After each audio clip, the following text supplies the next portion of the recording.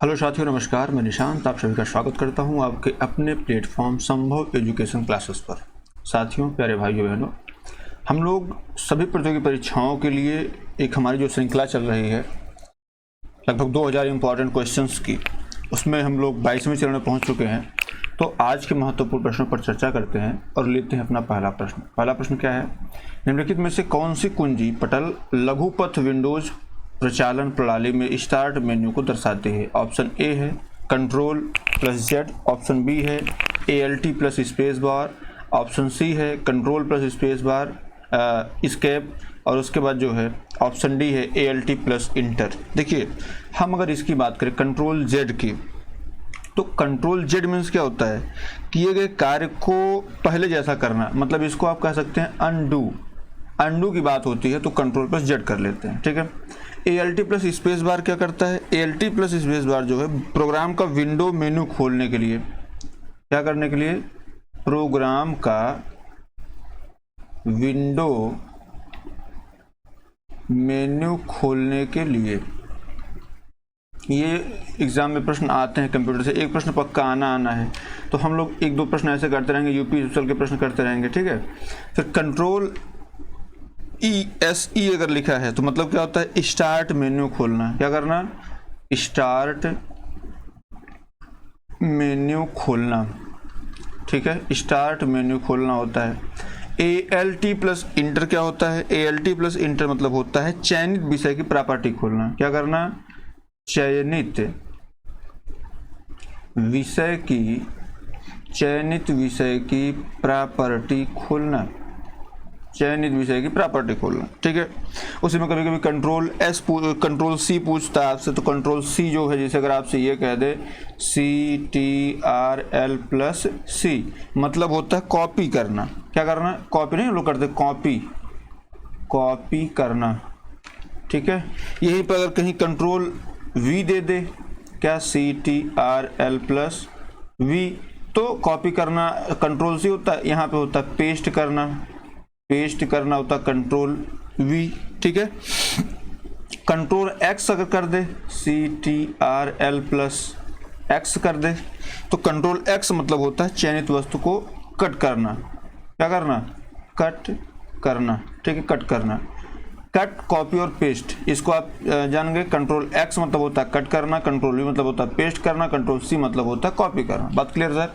इसमें पूछा क्या है? स्टार्ट मेन्यू को दर्शाती है, तो भैया स्टार्ट मेन्यू खोलना मतलब क्या? Control plus ESC, option C इसका क्या है? राइट आंसर हो जाएगा। चलिए अगला प्रश्न लेते हैं। अगला क्या भी है? निम्नलिखित में किस व्यक्ति को कंप्यूटिंग के जनक के रूप में जाना जाता है? Option A Charles Babbage, option B Tim Berners Lee, option C Philip John Estridge, option D James Gosling. बताओ भैया, अगर हम बात करें जेम्स गस्लिंग की, तो ये जावा प्रोग्रामिंग जो भाषा है, कौन सी?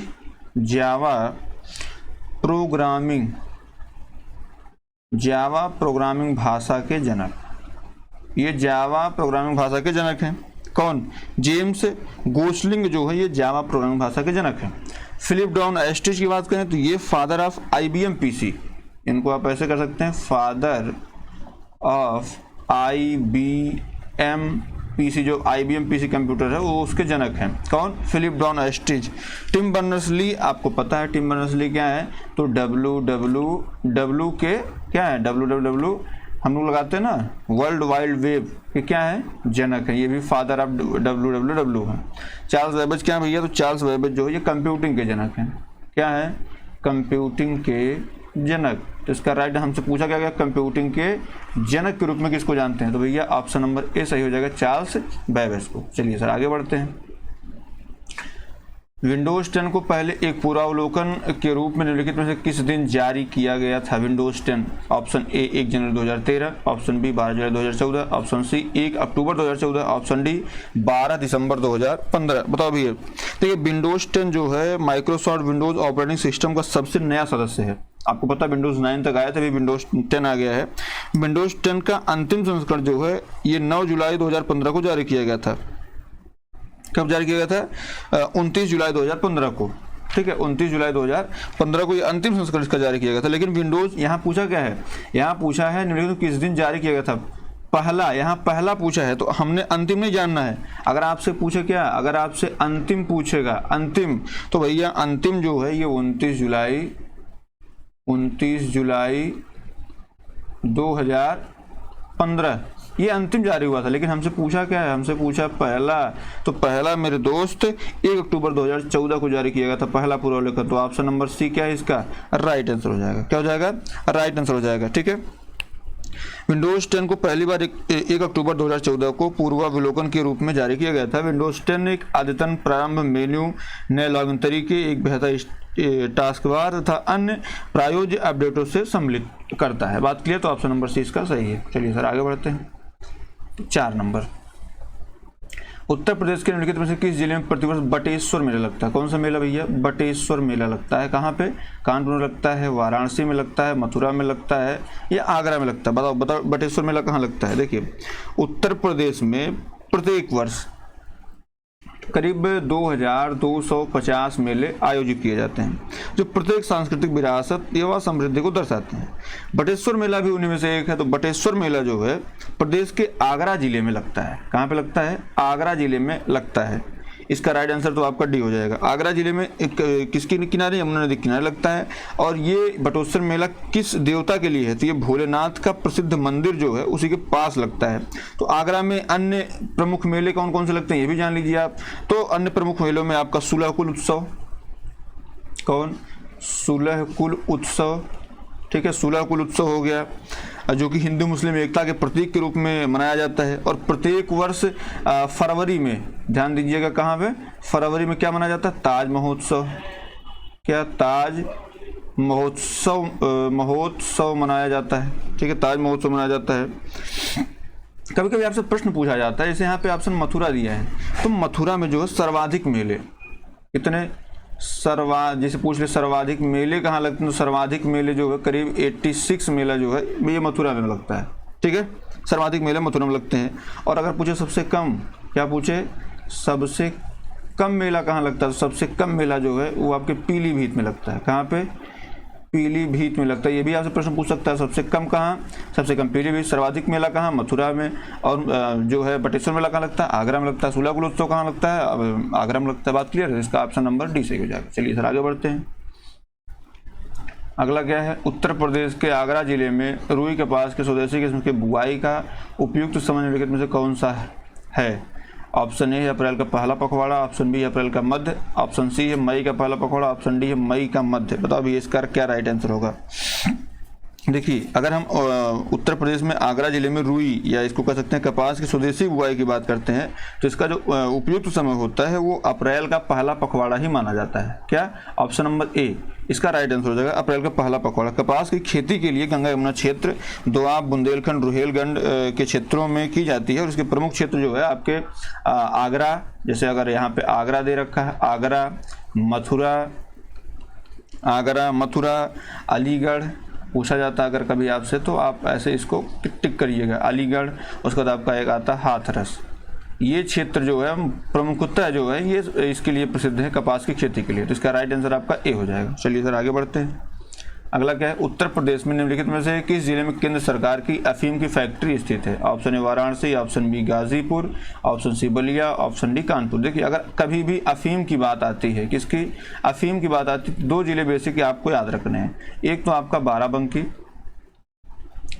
बाराबंकी और दूसरा है आपका गाजीपुर।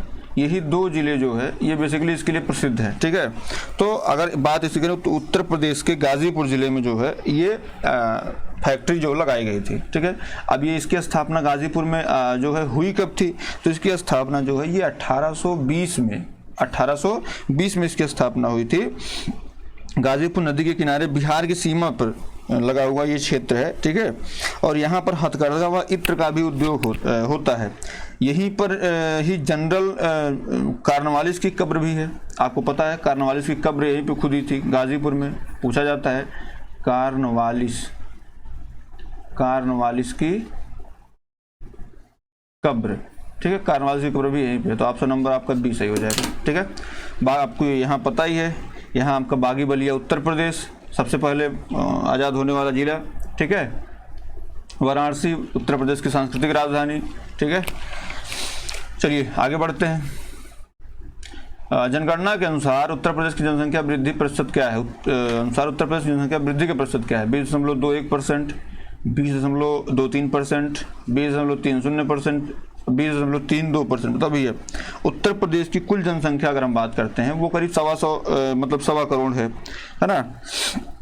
वर्ष 2011 की जनगणना के अनुसार इसकी औसत जनसंख्या वृद्धि जो है वो करीब 20.23% रही है। ठीक है, 2001 की जनगणना में यह करीब 17.7% थी। प्रदेश की जिसे पूछा जाता है आपसे कि इसका औसत जनघनत्व कितना है उत्तर प्रदेश का, ये प्रश्न कई दफा आया है। औसत जनघनत्व, क्या औसत जनघनत्व कितना भैया? तो इसका औसत जनघनत्व जो है वो 829 है। और औसत साक्षरता अगर आप जिसे लिंगानुपात भी आपसे पूछता है, क्या अगर आपसे लिंगानुपात पूछ ले उत्तर प्रदेश का, तो भैया लिंगानुपात जो है इसका 912 है। और अगर आपसे ये पूछ ले औसत साक्षरता दर पूछा जाता है, मतलब ये ऐसे प्रश्न है जो आपके एग्जाम में आ चुके हैं, इसलिए इसको हम मेंशन करा दे रहे हैं। औसत साक्षरता दर ये कितने भैया? तो औसत साक्षरता दर जो है ये करीब 67.68% है। बात क्लियर? इसका राइट आंसर क्या हो जाएगा? 20.23% इसकी जनसंख्या वृद्धि हुई है। चलिए आगे बढ़ते हैं, 8वां प्रश्न लेते हैं। 8वां प्रश्न क्या है? उत्तर प्रदेश के निम्नलिखित में किस शहर में भारतीय रेल की कोच निर्माण इकाई आधुनिक रेल कोच फैक्ट्री स्थित है? रायबरेली, मुगलसराय, प्रयागराज या वाराणसी? बताओ भैया उत्तर प्रदेश के किस जिले में जो है भारतीय रेल कोच की निर्माण इकाई जो आधुनिक रेल कोच फैक्ट्री वो स्थित है? देखिए अगर हम यहाँ पहला ऑप्शन ले लें रायबरेली, तो यही आपका राइट आंसर है। रायबरेली में, उत्तर प्रदेश के रायबरेली। और रायबरेली में अगर आपको एक शहर का जगह का नाम दे दे तो वो जगह है आपका लालगंज। क्या? लालगंज में भारतीय रेल की कोच निर्माण इकाई है और आधुनिक रेल कोच फैक्ट्री स्थित है। उल्लेखनीय है सन 2019 में आपके यहाँ पे वाराणसी में जो है विश्व का पहला डीजल से विद्युत में परिवर्तित 1000 अश्व शक्ति का रेल इंजन का निर्माण कर राष्ट्र को समर्पित किया गया था।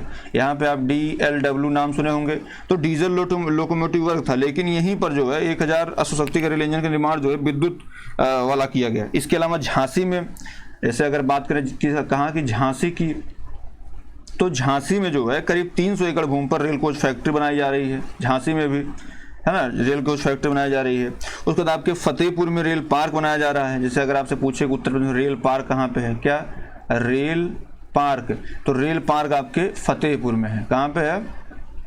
फतेहपुर में है। ठीक है, और उसका रायबरेली जो है ये कोच फैक्ट्री के लिए जाना ही जाता है। ठीक, तो आपका इसमें राइट आंसर जो हो जाएगा वो आपका हो जाएगा रायबरेली, ऑप्शन ए सही है। वाराणसी के लिए मैंने बताया DLW है। यहाँ पे ही जब हाल ही में जो है 1000 वाट का ये 1000 शक्ति का जो है रेल इंजन का निर्माण किया गया जो कि विद्युत वाला है। ठीक है, चलिए सर आगे बढ़ते हैं।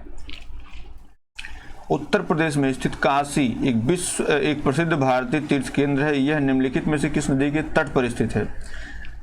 गोमती, सरयू, यमुना, गंगा? देखो भैया अगर यहाँ पे हम बात करें ऐसे फेमस शहर की, तो यहाँ पे है आपका कानपुर। ठीक है, बात करें जैसे यमुना की, तो आपका आगरा जो शहर है वो यमुना के किनारे अवस्थित है। आप अयोध्या चले जाएं, वो सरयू के किनारे अवस्थित है। ठीक है, क्या पूछा है? काशी, तो काशी आप जिसे गोमती है, तो गोमती आपके लखनऊ।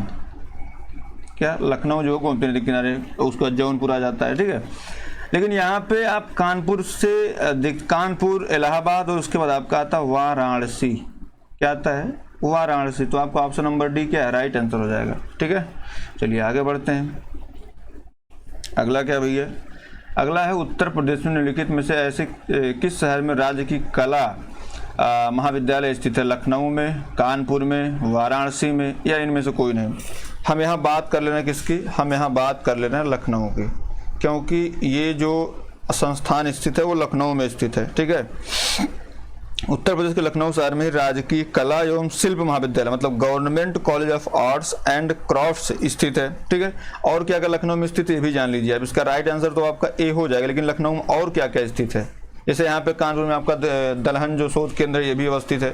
ठीक है, और ये हथकरघा के लिए जो है वाराणसी क्षेत्र प्रसिद्ध है। लेकिन हम लखनऊ के विषय में जान लेते हैं, इसमें बहुत सारे चीज़ें अवस्थित हैं। देखिए सबसे पहले आयुर्वेद रिसर्च सेंटर है। क्या है? Ayurveda research Ayurveda research centre है। उसके बाद सेंट्रल ड्रग रिसर्च है, सेंट्रल ड्रग रिसर्च सेंटर है। ठीक है। भारतेंदु नाट्य एकेडमी पूछा जाता है आपसे, किसी न किसी एग्जाम में पक्का मिल जाएगा आपको, भारतेंदु नाट्य एकेडमी या नाट्य अकादमी। ठीक है। भारतेंदु नाट्य एकेडमी यहीं पे, सेंट्रल रिसर्च सेंटर यहीं पे है, आपका आयुर्वेद रिसर्च सेंटर यहीं पे है। ठीक है। उसके बाद आपका उत्तर प्रदेश संगीत नाट्य अकादमी, उत्तर प्रदेश संगीत नाट्य अकादमी, ये भी यहीं पे है।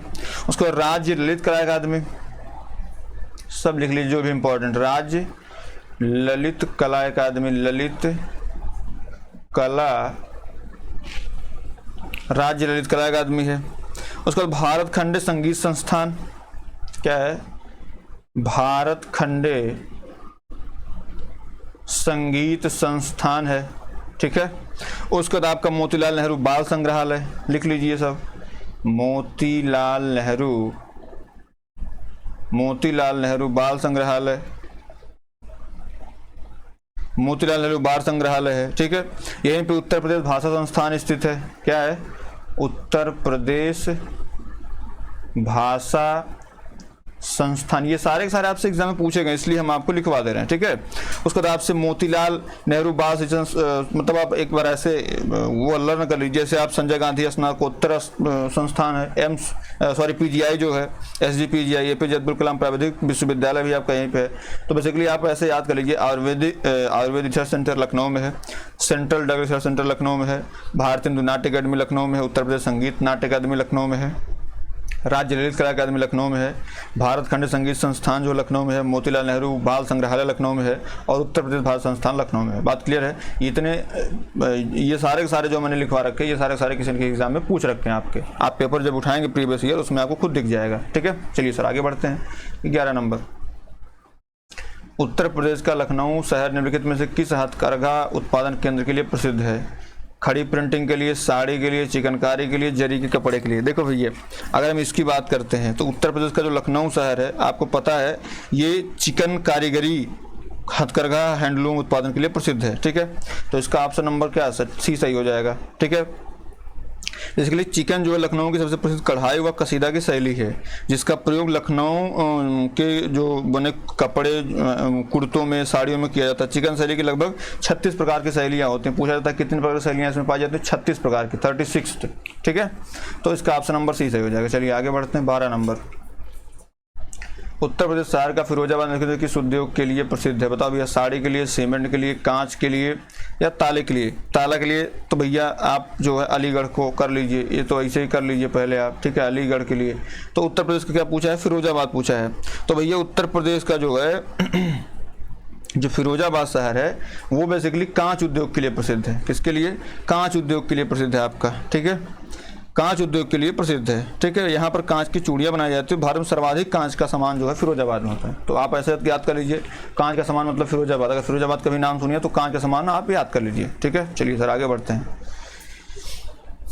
अगला क्या, निम्नलिखित में से किसने 18 स्थान के विद्रोह को दबाने के लिए अंग्रेजों को सहायता प्रदान नहीं की? ग्वालियर के सिंधिया ने, अवध के बेगम हजरत महल ने, हैदराबाद के निज़ाम ने, या भोपाल के सिकंदर बेगम ने? देखिए सही बात तो ये है कि 18 स्थान का जो विद्रोह हुआ था, आपसे जैसे मान लीजिए पूछा जाता है, ये तो 18 स्थान का विद्रोह बैरकपुर से शुरू हुआ था। जैसे पूछ लिया 1857 का विद्रोह, यहाँ से जो भी चीज़ें प्रश्न आ सकते हैं वो बता दे रहा हूँ। 18 स्थान का विद्रोह हुआ था, कहाँ से हुआ था? ये हुआ था आपके बैरकपुर से। ठीक है। बैरकपुर से शुरू हुआ था। लखनऊ में इस विद्रोह का जो अगर प्रारंभ, यहाँ पे देखिए बेगम हजरत महल इसका राइट आंसर हो जाएगा, इसमें कोई दो राय नहीं है। सिंधिया भी सपोर्ट किए थे, हैदराबाद के निजाम भी सपोर्ट किए थे, भोपाल के सिकंदर बेगम भी सपोर्ट की थी, लेकिन बेगम हजरत महल सपोर्ट नहीं की थी। लखनऊ में जो है इसका प्रारंभ इस विद्रोह का 30 जून 1857 को हुआ था। कब? 30 जून 1857 को इसका प्रारंभ हुआ था। ठीक है। लेकिन ग्वालियर के सिंधिया, इंदौर के होलकर, हैदराबाद के निजाम, जोधपुर के राणा, भोपाल के नवाब, पटियाला के नवाब, कश्मीर के महाराजा तथा अन्य बड़े जमींदार जो है 18 स्थान के विद्रोह को कुचलने के लिए अंग्रेजों की सहायता किए थे। इसलिए आप इसमें राइट आंसर जो है बी मारिएगा। ठीक है। चलिए आगे बढ़ते हैं। मतलब बेगम हजरत महल जो है इसमें अंग्रेजों का सहयोग नहीं की थी। ठीक है। चलिए आगे बढ़ते हैं। ब्रिटिश सरकार ने बंगाल विभाजन को लागू करने की घोषणा कब की थी? 7 अगस्त 1905, 19 जुलाई 1905, 16 अक्टूबर 1905, 1 सितंबर 1905। बताओ भैया, ब्रिटिश सरकार का जो बंगाल विभाजन का निर्णय है, पहली बात तो इस निर्णय का जो निर्णय करता था वो था लॉर्ड कर्जन। क्या नाम था उसका? वो था कर्जन। कर्जन जो है इसका निर्णय करता था। इस निर्णय घोषणा जो है, घोषणा समझिएगा, आप इसको कैटेगराइज कर लीजिएगा। घोषणा कब हुई थी? 19 जुलाई 1905 को हुई थी। इसकी घोषणा हुई थी, घोषणा की गई थी। तथा इसका जो इम्प्लीमेंटेशन होना था, जो इसको लागू करना था, लागू कब से होती है? 16 अक्टूबर 1905 को लागू हो जाती। ठीक है, 16 अक्टूबर इनको लागू होना था। इसके तीव्र विरोधों के फलस्वरूप वर्ष 1911 में कब? 1911 में दिल्ली दरबार का आयोजन हुआ था। किसका? दिल्ली दरबार का आयोजन हुआ था। ठीक है, दिल्ली दरबार के आयोजन में इसको निरस्त कर दिया गया और बंगाल में राष्ट्रवाद की जो मतलब इस जो विभाजन था, इससे जो राष्ट्रवाद पनप रहा था पश्चिम बंगाल में, उसको छीन कर दिया गया। ठीक है, और इसमें 7 अगस्त जो है स्वदेशी आंदोलन शुरू हुआ था। कौन सा? स्वदेशी आंदोलन जो है ये शुरू हुआ था। ठीक है, इसका राइट आंसर आपको क्या पूछा है? लागू करने का निर्णय लिया गया था, तो लागू करने के लिए 16 अक्टूबर 1905। ऑप्शन नंबर सी इसका क्या है? राइट आंसर हो जाएगा। ठीक है, यहाँ पे क्या पूछा? बंगाल विभाजन को लागू करने के निर्णय। अच्छा, निर्णय यहाँ क्या पूछ रखा? लागू ये 1905, लेकिन निर्णय की घोषणा कब गई थी? निर्णय घोषणा मेरे भाई 19 जुलाई को गई थी। इसका राइट आंसर आपका बी हो जाएगा। क्या हो जाएगा? बी ऑप्शन क्या राइट आंसर है। निर्णय घोषणा हुई थी, हमने नहीं। अगर यहाँ पूछता जो है लागू करने के लिए, लागू कब हुआ था, तो वो 16 अक्टूबर हो जाता। चलिए 15 नंबर क्या? गदर आंदोलन के नेता कौन थे? लाला हरदयाल, भगत सिंह, मैडम भीखाजी कामा, श्यामजी कृष्ण वर्मा। ठीक है, श्यामजी कृष्ण वर्मा जो है लंदन में एक संगठन की स्थापना किए थे, इंडियन नेशनल कांग्रेस करके। उसके बाद मैडम भीखाजी कामा, आपको पता है ये जो है क्रांति की देवी इनको कहा जाता है, और इन्होंने जो है झंडा का इन्होंने निर्माण किया था। भगत सिंह आपको पता है हिंदुस्तान सोशलिस्ट रिपब्लिकन एसोसिएशन के जो है सदस्य थे। और इसमें राइट आंसर जो आपका हो जाएगा लाला हरदयाल हो जाएगा। ठीक है, लाला हरदयाल।